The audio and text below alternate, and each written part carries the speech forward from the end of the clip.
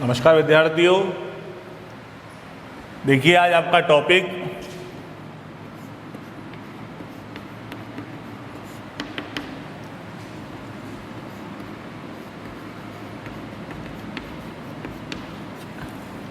एक समान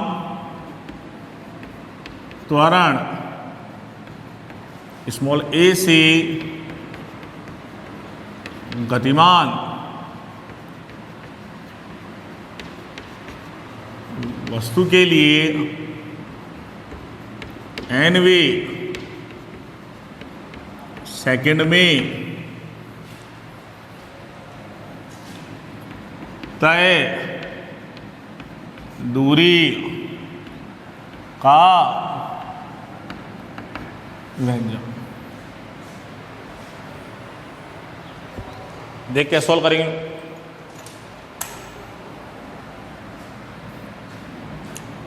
सॉल्यूशन,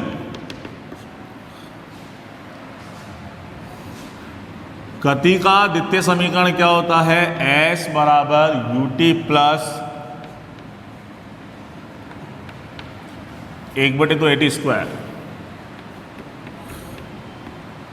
गति का द्वितीय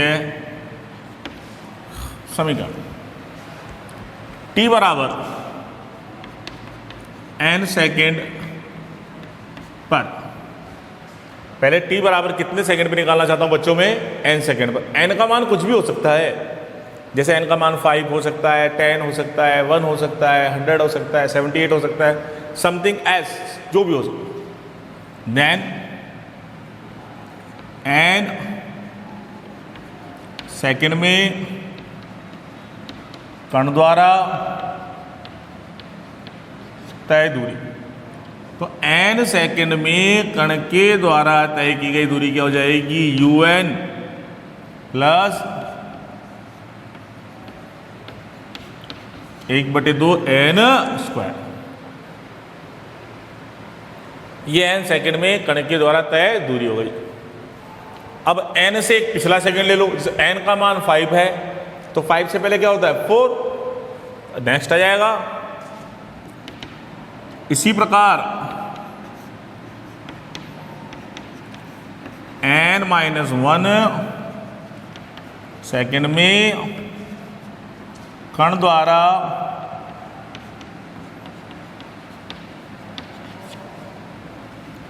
तय दूरी Sn-1 बराबर un-1 प्लस 1/2 a n-1 का होल स्क्वायर।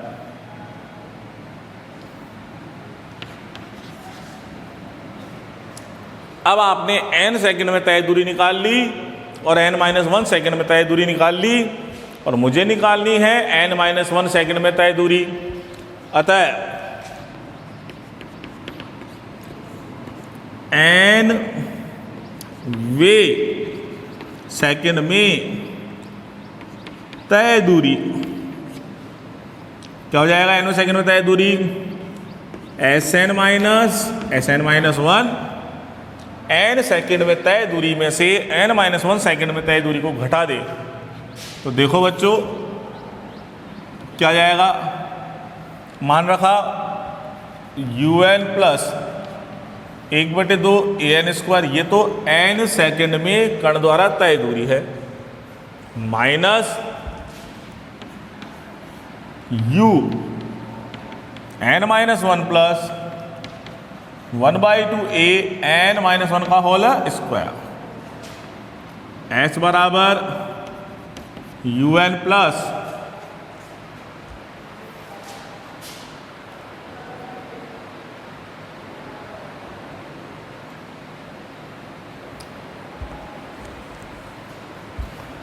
ये u के साथ है n बेटा, ऐसा नहीं है u के नीचे नहीं लिख रहा है, u के साथ मल्टीप्लाई में है।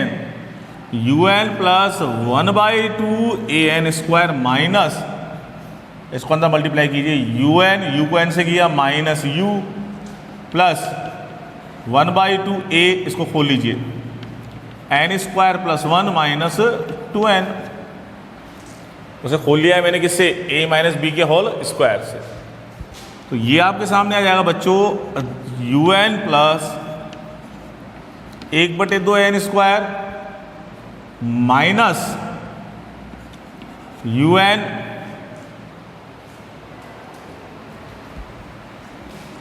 Minus minus plus u। अब इसको खोलेंगे, देखो 1/2n स्क्वायर चिन्ह का आएगा बाहर माइनस का, माइनस 1/2n स्क्वायर, भाई प्लस को माइनस से गुणा करेंगे तो ऐसे 1/2 को ऐसे गुणा करेंगे a/2 पर माइनस का a/2, ठीक है, और माइनस क्या हो जाएगा प्लस का 2n।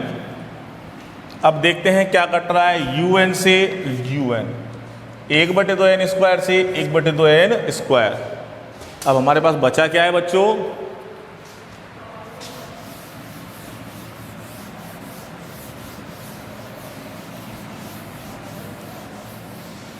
अब हमारे पास जो बचा है वो बचा ये है, इसलिए nवे सेकंड में कण द्वारा तय दूरी, nवे सेकंड में कण द्वारा तय दूरी क्या आ जाएगी बच्चों, क्या बच रहा है अपने पास फॉर्मूले में u है ना, minus a/2 plus 2n s is equal to 1/2 मैंने कॉमन ले लिया, 1/2 कॉमन ले लिया मैंने, यहां से क्या बच जाएगा, सॉरी u प्लस यहां से 2 कॉमन ले लिया, यहां से क्या हो जाएगा n माइनस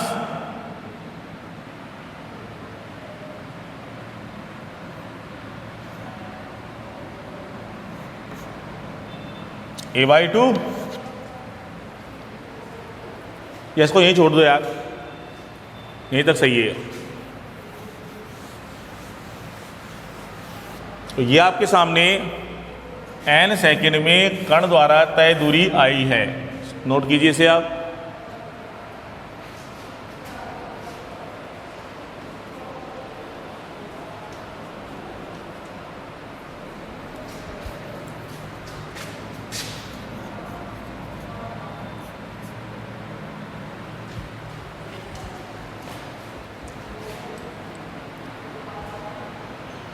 ठीक है, नेक्स्ट भी देखिए,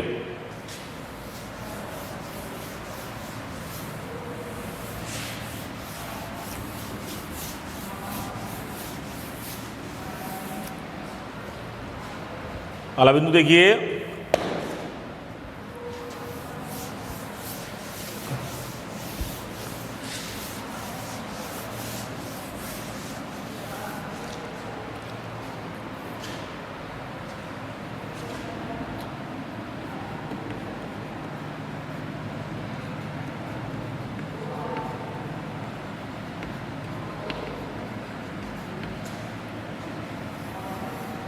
सरल रेखा का समीकरण, ठीक है,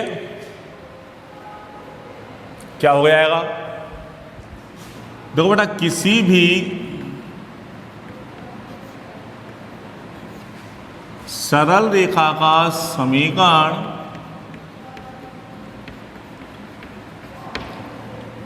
किसी भी सरल रेखा का समीकरण y बराबर mx प्लस सी द्वारा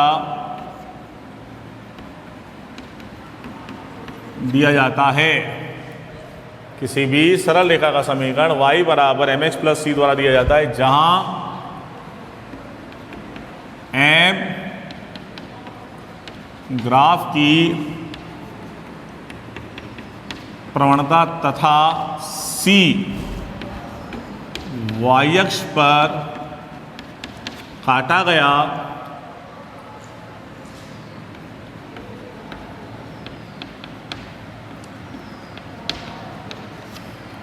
सी वाई अक्ष पर काटा गया अंतखंड है। देखो यदि c बराबर 0 हो, यदि c का मान 0 है तो सरल रेखा कहाँ से आएगी, मूल बिंदु से,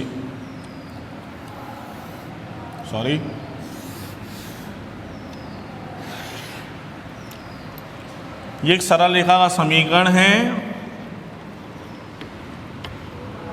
ये थीटा बनाया गया कोण है इसका एक्स अक्ष के साथ। यहां c बराबर 0 है तो y बराबर mx है ना।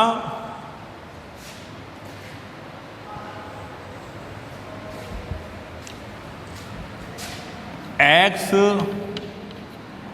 अक्ष के साथ बनाए गए कोण की स्पर्शजा ढाल या प्रवणता कहलाती है।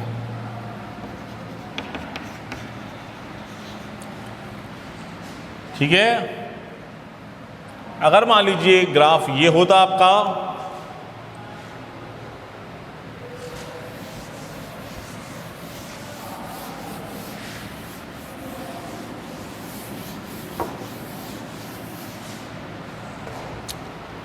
ग्राफ ये होता,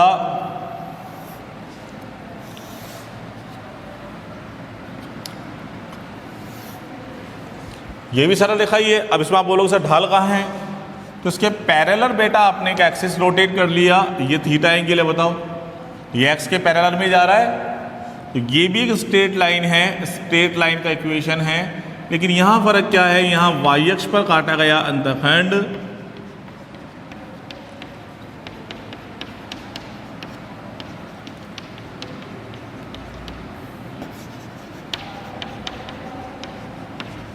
धनात्मक है, ये एक्स एक्सिस, ये वाई एक्सिस। ठीक है, तो ये एक तरह से हो जाएगा y बराबर x+c। और अगर मान लीजिए ये रेखा होती,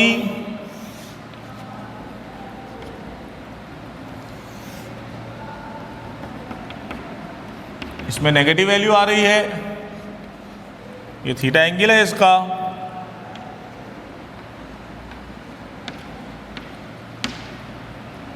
है ना। तो यहां y अक्ष पर काटा गया अंतखंड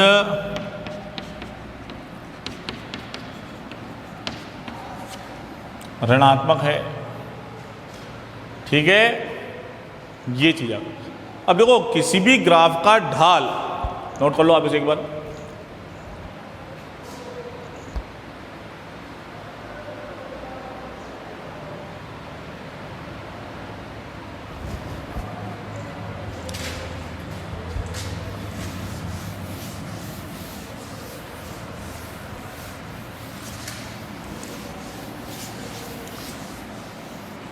देखो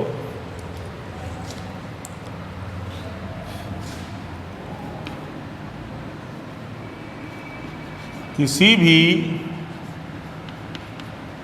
ग्राफ का ढाल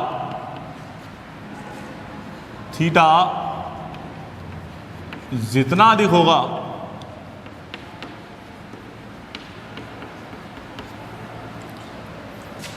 उतना ही अधिक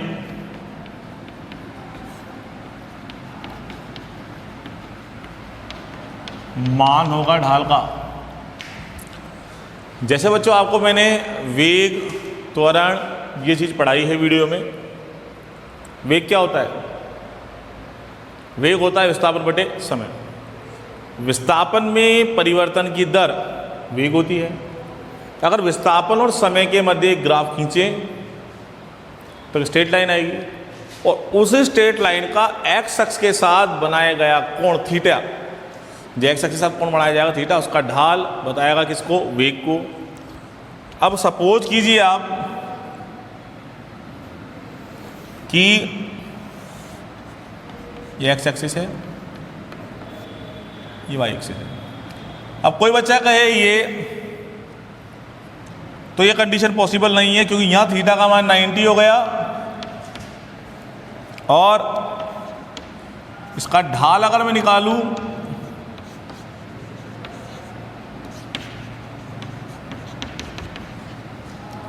यहां लिया हुआ है उसने मान लीजिए समय, और यहां लिया हुआ है विस्थापन। तो बताइए थीटा बराबर 90। तो विस्थापन तथा समय के मध्य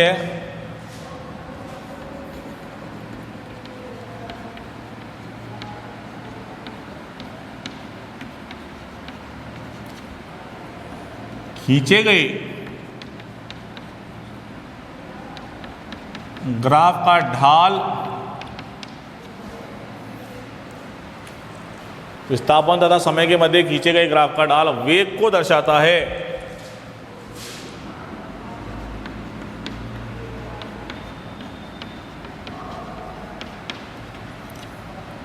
तथा कण का वेग अनंत कभी नहीं हो सकता। तो इसका this condition is not possible. Okay, ये कंडीशन संभव नहीं है, नोट कीजिए।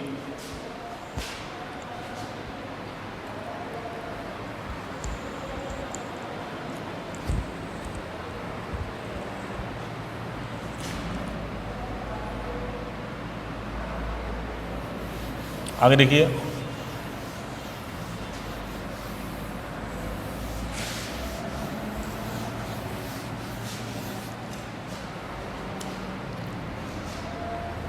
अब हमारे पास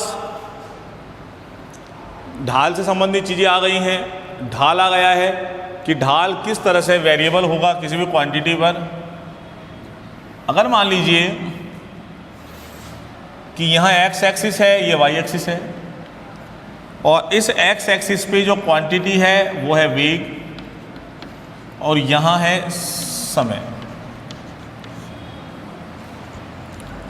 एक क्वांटिटी है वेग, दूसरा है समय, और वेग तथा समय के मध्य खींचे गए ग्राफ का ढाल किसको निरूपित करता है? त्वरण को। वेग तथा समय के मध्य खींचे गए ग्राफ का ढाल किसको निरूपित करता है? त्वरण को। तो यहां अगर मैं एक स्ट्रेट लाइन खींचूं, मान लो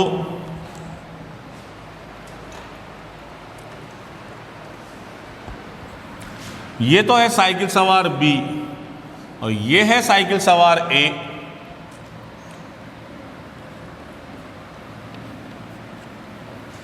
क्वेश्चन, दो साइकिल सवार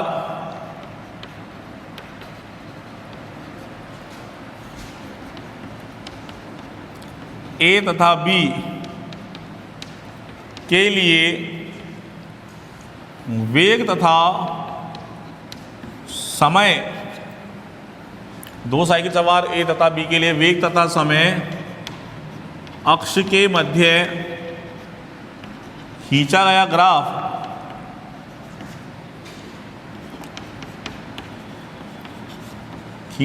ग्राफ सीधी रेखा के रूप में है।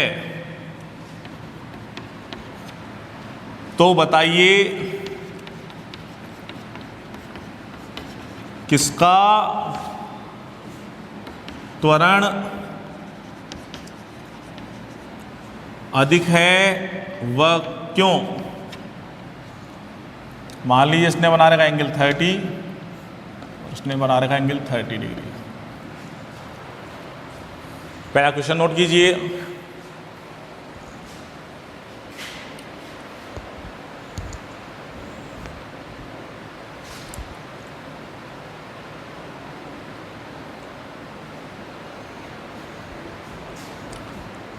तो इस वीडियो को में देख रहे हैं हम क्वेश्चन में कि साइकिल सवार ए ने एक्स एक्स के साथ कितना कोण बना रखा है? थीटा। देखो एक्स अक्ष के साथ बनाए गए कोण की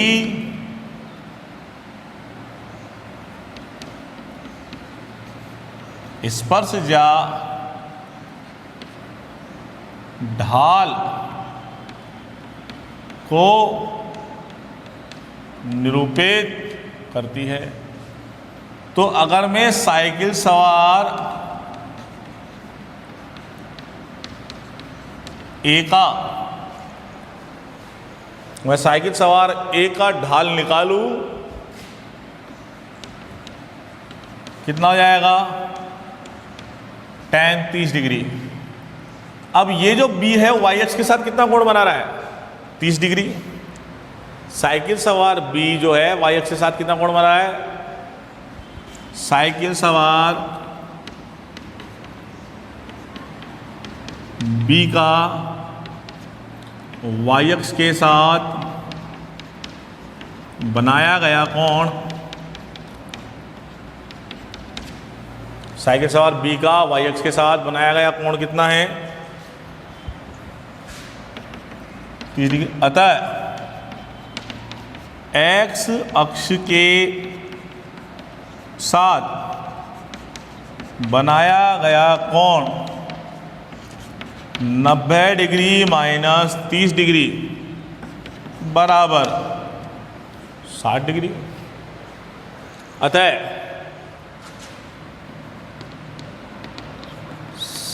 साइकिल सवार b का ढाल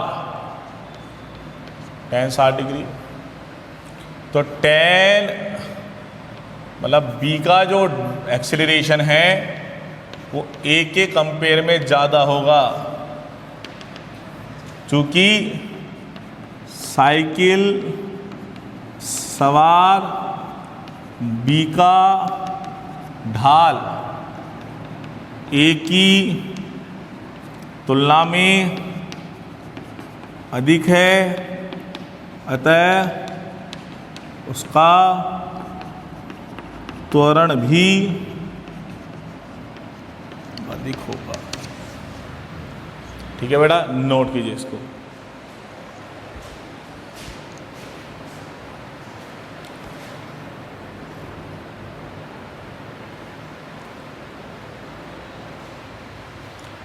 ढाल से रिलेटेड क्वेश्चन है और ये y बराबर एम एक्स प्लस सी जो भी आपको बताया है उसी पर निर्भर है। ये क्या होता है, it is equation of straight line.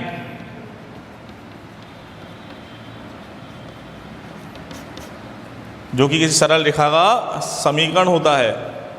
अब इस सरल रेखा में y जो है बेटा वो तो y अक्ष को निरूपित कर रहा है, x जो है वो x अक्ष को निरूपित कर रहा है, m जो है वो है प्रवणता, m क्या है, प्रवणता, और c है y अक्ष पे काटा गया अंडखंड। तो आपको ये ध्यान रखना है कि ढाल जब ज़्यादा होगा तो निर्भर राशि जो निर्भर, जैसे मान लो वेग और समय का ढाल त्वरण को बताता है, वेग और समय का ढाल त्वरण को बताता है, तो जितना ज़्यादा ढाल होने लगेगा उतना ही ज़्यादा इसका त्वरण होगा। कारण क्या है कि जो ढाल जो एंगल बन रहा है उसकी टेंजेंट जो होती है वो ढाल होता है। ये एंगल 30 डिग्री है, अब इसका ढाल निकालना मुझे ए का एक्स अक्ष के साथ बनाया गया एंगल पता है, साइकिल सवार ए ने एक्स अक्ष के साथ 30 डिग्री का कोण बना रखा है ये पता है मुझे इसका ढाल निकालना है। अब ढाल कितना हो जाएगा इसका, tan 30। अब b जो है वाई अक्ष के साथ कितना कोण बना रहा है, 30 ही बना रहा है, लेकिन एंगल जो देखना है वो किस अक्ष के साथ देखना होता है, एक्स अक्ष के साथ, क्योंकि ढाल में जो कोण काम में आता है वो एक्स अक्ष के साथ बनाया गया कोण होता है। तो ये जो कोण बन रहा है, ये जो कोण बच रहा है ये वाला, ये 60, तो b का ढाल कितना हो जाएगा, tan 60 हो जाएगा। तो अब चूंकि b का ढाल a की तुलना में ज़्यादा हो रहा है तो b का त्वरण a की तुलना में भी ज़्यादा होगा। तो बच्चों इसी के साथ आज आप लोगों को मैंने nवें सेकंड में तय दूरी का व्यंजक भी बताया। n सेकंड की दूरी में से n-1 सेकंड की दूरी को घटा दो, nवें सेकंड की आपके सामने दूरी आ जाएगी। स्ट्रेट लाइन की इक्वेशन बताइए आपको, y बराबर एम एक्स प्लस सी। ठीक है, c का मान 0 लेके भी देखा हमने, c का मान धनात्मक लेके भी देखा हमने, और c का मान ऋणात्मक लेके भी देखा हमने। इससे हमें ढाल और प्रवणता के बारे में मालूम चलता है कि किसी भी ग्राफ का जो ढाल है, प्रवणता है, वो किस प्रकार से ज्ञात की जाती है बेटा। तो आज के वीडियो में आपने वॉच किया, काफ़ी दिन के बाद वीडियो को वॉच किया, मुझे देखा, उसके लिए थैंक यू सो मच। घर पे वॉच कीजिए, पढ़िए। धन्यवाद बेटा।